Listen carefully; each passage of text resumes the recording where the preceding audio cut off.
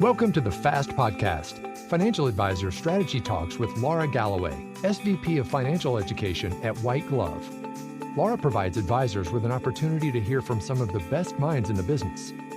Follow along to learn quick tips to help you grow your business, from gaining new leads to keeping current clients engaged, and everything in between.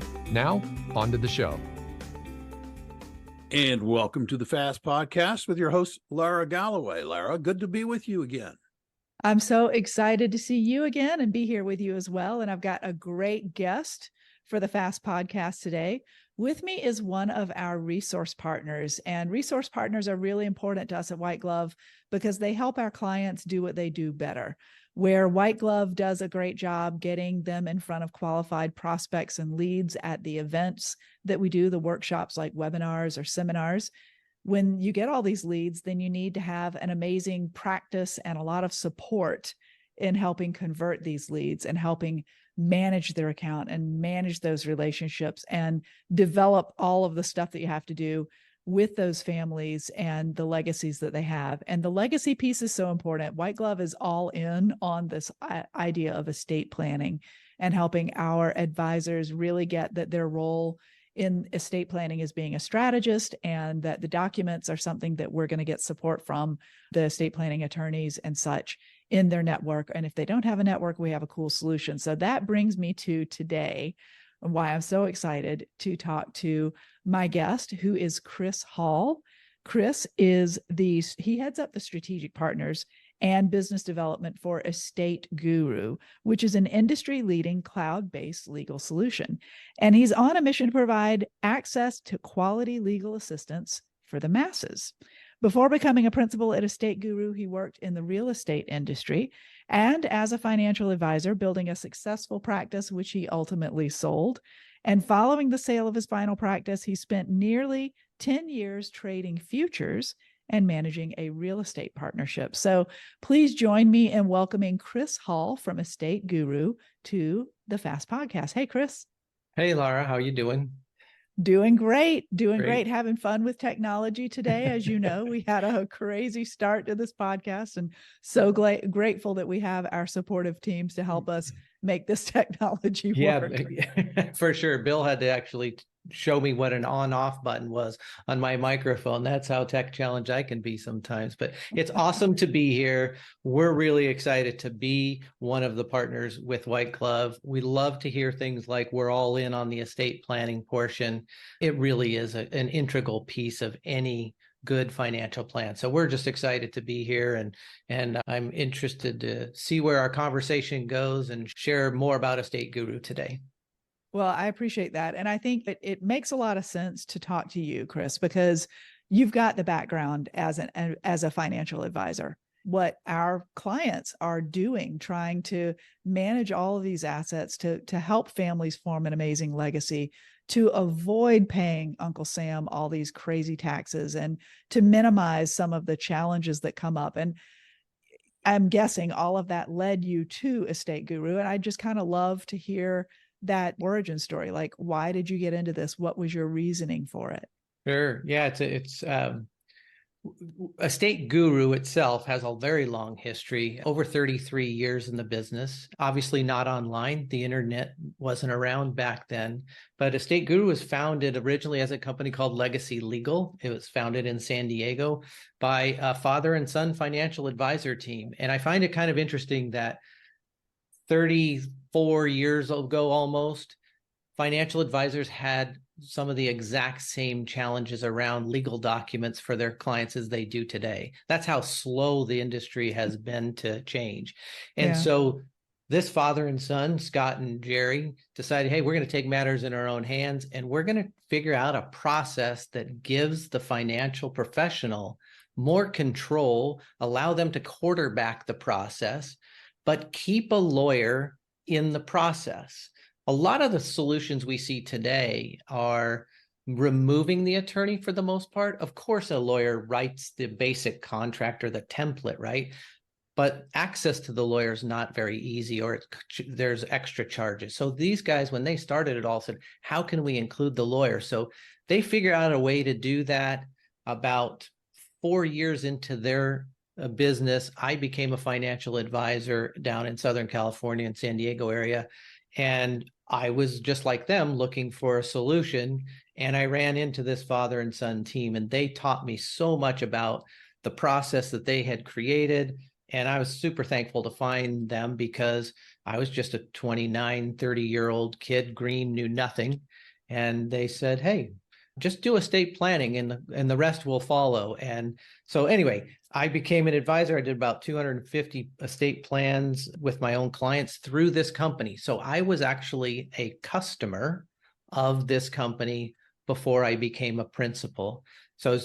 And I became friends with the founders. And about 7 years ago, when we were ready to launch, or getting ready to launch the software, the original founder, the son, came to me and said, hey, Chris, we're going to do this really cool thing. We're going to actually take advantage of technology.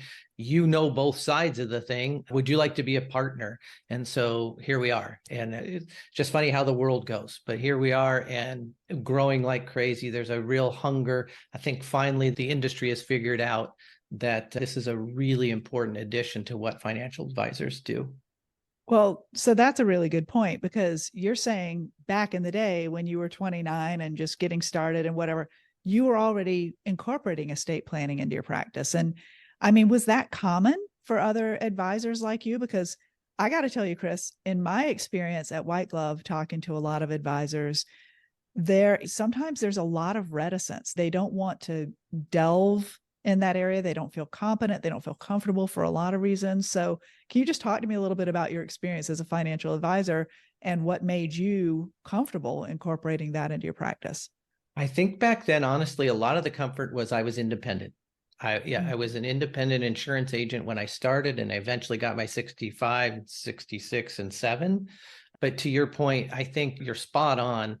Most advisors didn't go down that road. Most broker dealers, and if there was an RIA back then, they didn't want to touch legal issues. We've seen that change completely. And I think also, I'd love to hear your take on this, but I think there's, not only are they, the advisor, hesitant to go down this path, I think many of them have sort of thrown their arms up and given up, because they tell their clients they need these documents probably every year. I can't tell you how many stories I hear about advisors say, I tell my clients to do it every year, and I give them, a referral to a lawyer, but the client ultimately never gets it done. So I think a lot of advisors don't want to touch legal, but they've also sort of given up and just said, look, I did my job. I told them they need it. And then the unfortunate part of that is, now you've put together this plan for your client. Maybe they've achieved their goals and getting to the point where they're not worried about their retirement, but now they've got something to pass on to they're thinking about their kids or grandkids. But if they don't have these documents in place, that plan blows up the minute someone passes. So yeah, there's always been this hesitation. I think I went off track there a little bit, but the idea is it's changing, and there's tools available. And from the top down, firms are now saying, hey, we need to offer estate planning to our clients. That's different than it's ever been. Well, I think I want to talk about two things. Number one, I want to talk about sort of the mass wealthy. And then number two, I want to talk about the high net worth. So the mass wealthy, you're saying advisors maybe have been struggling, like, you need to get these docs, because every man needs these docs. So what are those docs that everybody needs to have in place, that, if you're an advisor and you're a trusted advisor and you're talking to people about things that impact their finances and their financial future, what are those docs that everybody should be having that are a part of an estate plan? The absolute is a financial power of attorney at minimum if we're going to talk about finances, right? A lot of people understand if they stop and think, but don't always at the top level think that, hey, powers of attorney protect me while I'm alive. Maybe I'm temporarily incapacitated. So you need the financial power of attorney and that healthcare power of attorney. Those are big. You've got to have those. Yeah. Everything else is about your legacy. Now you're gone, right? So if you really care about what's going to happen to your family after, then you need the will or the trust that's going to ensure that your wishes are carried out in a timely manner, and that you're not going to be putting your family through the courts and unnecessary expense, et cetera. Yeah. Okay. And that's just thinking about the fact that your work or for a lot of our people listening to the podcast, they're doing the work of the financial advisor where they're funding trusts, they're doing designations of beneficiaries, they're doing step up cost bases, they're doing tax advantaged accounts to think about how that's going to allow the people that they're dealing with as their clients to pass things down to their heirs with, maximum upside, minimal downside, right? Right. So just can you talk to me a little bit about how, like, if someone is not as comfortable doing estate planning, what would your pitch to them be about why they should do it, given, that again, you're talking about some pretty basic documents and it doesn't sound super exciting, but what's the upside for an advisor that is going to embrace doing this kind of planning with their clients? That's a great question. And we see a few different versions of that advisor who uses estate planning. First off, there's just the holistic advisor who says, look, I'm looking out for the best interests of my clients. And I believe that this is an integral part of any planning we do. And so that advisor is really good at taking the hand of their client and making sure they get this done just because it's an important piece. Then we've got a lot of advisors, and this is why we were excited about your EP in a box, is we've got a lot of advisors who say, wow, what a phenomenal way to build a relationship with a new prospect and talk about something other than moving their money or how much return I can make on your money. Now you have a new subject, and it's something, frankly, that most people have been thinking about doing for a long time, and nobody's ever made it easy. So you've got the folks that are using this as a prospecting tool, and we can talk more about that later. That's certainly a big one. We see an awful lot of that. Those are probably the two biggest reasons that advisors are doing it. Another one that has started to show up in the last year or so, and why at Estate Guru we're having a lot of conversations with large firms, is that we're talking about this wealth transfer that's upon us right now, this generational wealth transfer. And one of the things I think a lot of advisors don't think enough about is a really crummy statistic that's out there. And that is 85 to 90% of beneficiaries fire their parents' financial advisor. So if you don't have a relationship with the next generation, there's a very high likelihood that money is going out the door right about the time you thought you were going to put it on cruise control and have all this AUM. You may see a lot of money exiting your practice unless you've done a good job of nurturing those relationships. And being involved in the estate planning work is a perfect bridge to building relationships with the next generation. I'm so glad you said that, because I feel like if I don't say great wealth transfer in every podcast and talk about it, then I'm just doing it wrong. But, that's like really such a good motivation to advisors who are thinking about this kind of stuff, but not totally convinced they need to get in on it. But that statistic is absolutely true. And the people that you've got to connect with in that next gen are the women and the children, both of whom like more contact, like to talk about values, like a lot of this is pretty well known as far as a difference between dealing with just the husband or the male in the relationship versus dealing with the spouse, the wife, and the children. It's just a different way of putting it. And I love talking about this. I'm really passionate about this topic, and I think it's so powerful for advisors who embrace it. But the piece that you just said is, oh, and by the way, that great wealth transfer is going to take that money out the door right about the time you were going to approach retirement, Mr. or Miss Advisor, right?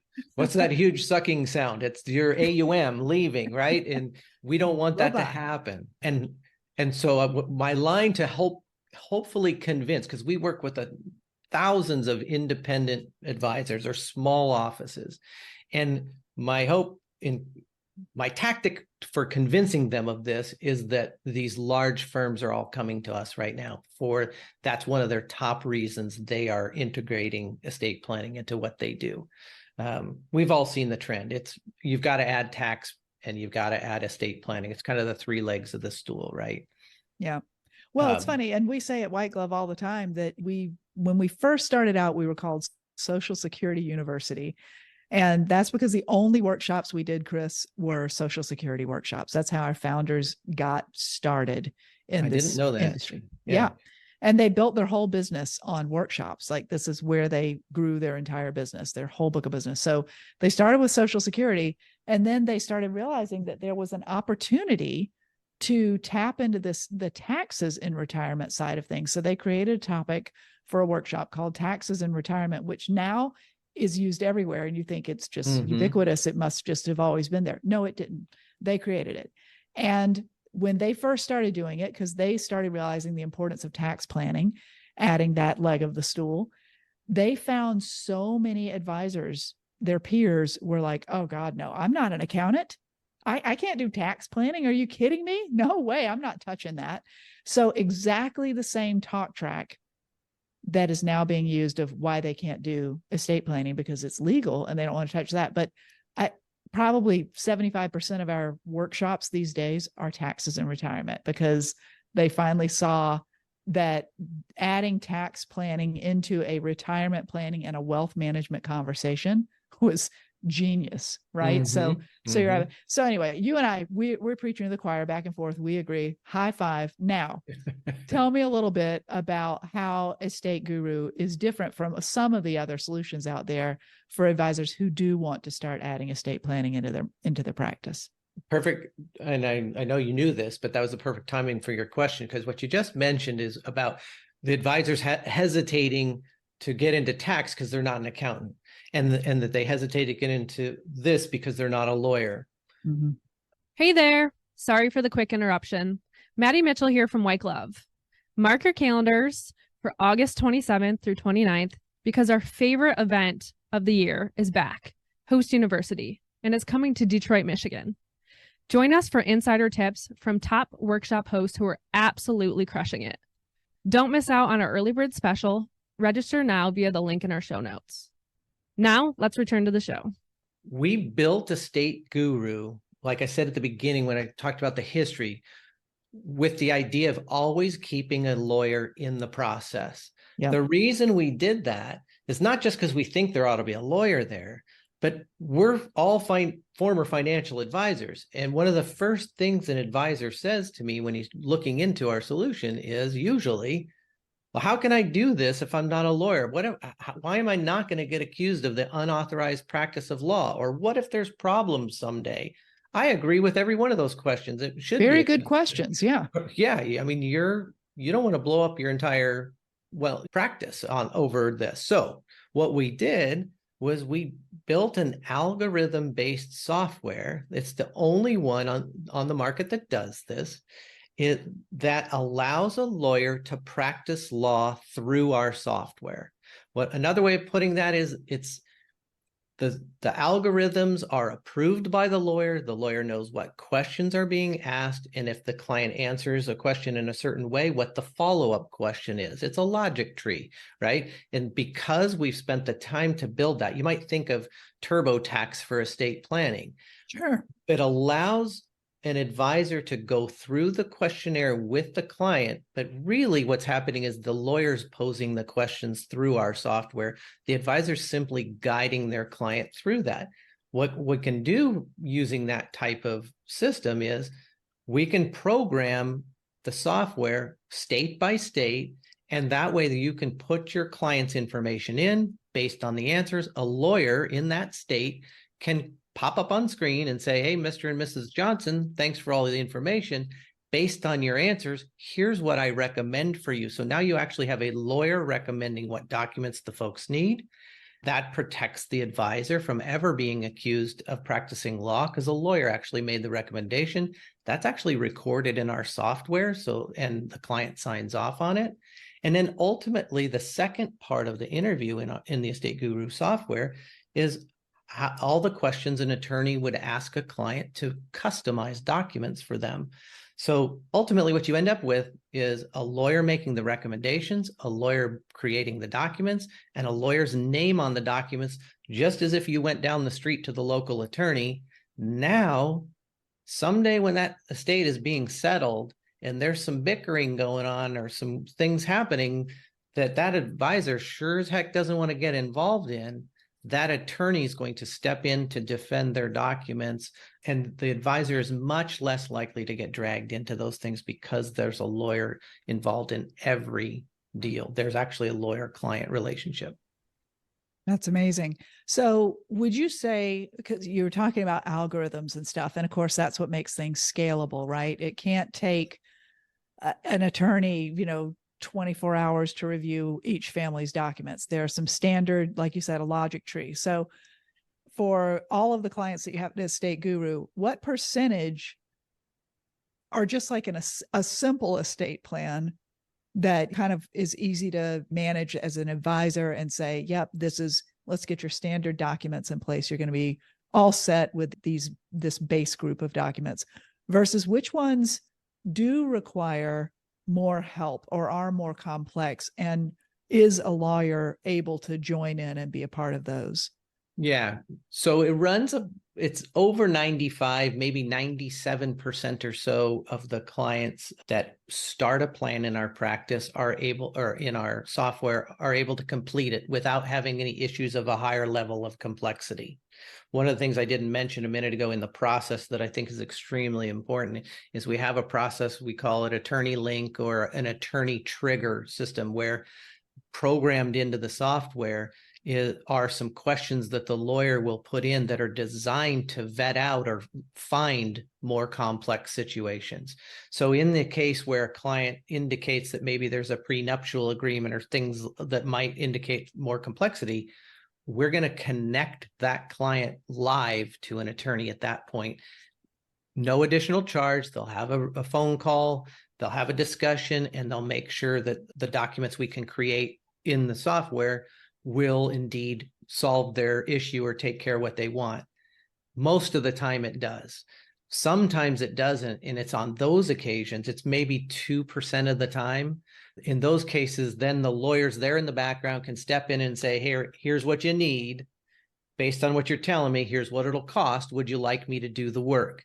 If the client says, yeah, that sounds fantastic, do the work, that attorney will do it for them. If the client says, hey, thanks for the heads up, but I just feel better going to the lawyer here in my town and go down to the street and look at him eyeball to eyeball, that's okay. They'll owe us nothing at that point. We haven't collected any money. They're free to go wherever they want.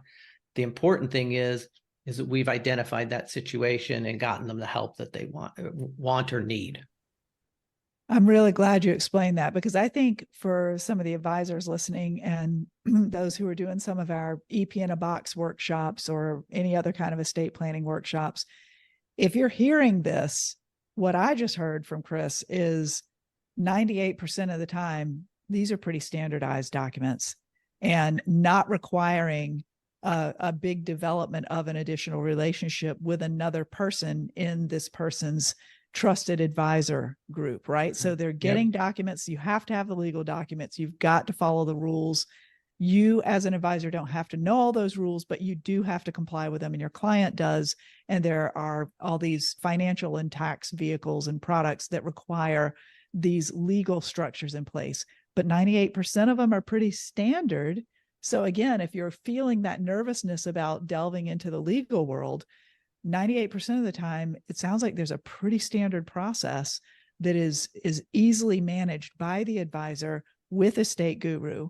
And yet you guys are available if they need to get into something a bit more complex. And there's an option to go with the Estate Guru attorney or allow the client to go wherever they feel comfortable. Exactly. And we've got every advisor who works with us gets a dedicated account manager. We onboard and train them in the software. It's a simple guided software. It's actually, after you've seen it once or twice, most advisors, they're like, oh, this is easy. What they end up leaning on us for is scenarios where they'll reach out to their account manager and say, hey, I've got a client that's got a special needs child and this going on and that going on. Can we accomplish what we want to accomplish in the Estate Guru platform? That's what we're here for. That's part of the subscription they pay. It's not an expensive subscription. We can talk about it if you'd like, but that's part of what they pay for, is that support. We're known in the industry for having great advisors support. Again, I think because we come from that space, we understand we're an extension of that advisor's practice, essentially. I love that. So, Chris, we're going to run out of time here pretty quickly, but I would love for you to just share, if people want to find pricing, find out information, what's the best place for them to do that? Well, if you're not already reaching out to White Glove and learning about EP in a box, which you should, because I didn't talk about this, but I built my practice leading with estate planning, and it is a phenomenal prospecting tool. So talk to White Glove, number one. If you want to talk to a estate guru, you can check us out at estateguru.com. You can shoot me an email at chris@estateguru.com, and you can schedule a demo from the website. Whatever you need, you can do from there, but we'd love to hear from you. I love that. Thank you for sharing that. And before I let you go, I always ask everybody at the end of the podcast, final question, and it's about success. And I hear it's amazing to hear over the years what you guys have been able to create with Estate Guru. It's amazing to hear what you've done with your practice and your various other business and professional explorations. But I'd love to hear from you what your definition of success is. Well, from the Estate Guru perspective, we set out on a mission, I think, and I came in part way, to be honest, right? Being a customer first, but our mission has been to flip the numbers. If we were successful, we'd flip the numbers. And the numbers I'm talking about are right now, 65 to 70% of the people out there that should have estate planning documents in place don't. And we, by doing what we're doing and making it affordable. By the way, advisors, as a subscriber, you can do powers of attorney for anybody, anytime for free. So I want to flip those numbers. I'd rather see 30% of the people not have their documents than 70. And I think if we could do that, or at least be a big part of that, we'd be successful. That's fantastic. And man, as you mentioned, those powers of attorney are so basic and so simple, but I can't believe 70% of the people who need them don't have them. So that's an amazing goal. I love it. Chris, you've been fabulous to talk to today. I really appreciate you being my guest here on the Fast Podcast. We'll do it again soon. Awesome. It was great being with you. Thanks, Laura. Yeah, thank you, Chris. Really appreciate it. Found what you had to say extraordinarily interesting. And Laura, he kindly referenced White Glove. And maybe if you could extend your contact information for folks who want to get a hold of you or are interested in the EP box and any other products you might have to offer. Yeah, we love our collaboration with you guys at Estate Guru, and EP, or estate planning in a box, is a great solution to help you get a workshop organized for estate planning and build right into that subscription service with estate planning. So you can take all the leads you get at the workshop, plug them straight in and start working them and getting those free powers of attorney or getting those more complex estate plans done. But yeah, you can find out everything about us at whiteglove.com. You're welcome to reach me at info@whiteglove.com. We're always checking in and making sure that we get good answers to you guys when you reach out there. And we would love to have more listeners to the podcast too. So check us out on the podcast and tell people about that as well, because this is how we're bringing more information out to advisors who are trying to learn how to do the best practice they can. Oh, yeah. No, and we want to extend a thank you for those of you who are listening to the Fast Podcast with Laura Galloway. If you haven't subscribed, hit the subscription button. That way you won't miss a single episode. You'll be notified and it will be delivered to your listening device. And as Laura referenced, we humbly ask that you share this podcast, rate it, share it, tell other people about it. And that actually helps others find the show. Actually, it does. Again, thanks for listening today. And for everyone at White Glove, this is Bill Tucker reminding you to live your best day every day. Until next time. Thank you for listening to the Fast Podcast, Financial Advisor Strategy Talks with Laura Galloway, your go-to source designed to help you grow your business. Have questions about the topics covered during the show? Visit our website at www.whiteglove.com or email us at info@whiteglove.com. Don't forget to click the follow button to be notified when new episodes become available. The information covered and posted represents the views and opinions of the guests and does not necessarily represent the views and opinions of White Glove. The content has been made available for informational and educational purposes only. The content is not intended to be a substitute for professional investing advice. Always seek the advice of your financial advisor or other qualified financial services provider with any questions you may have regarding your investment planning.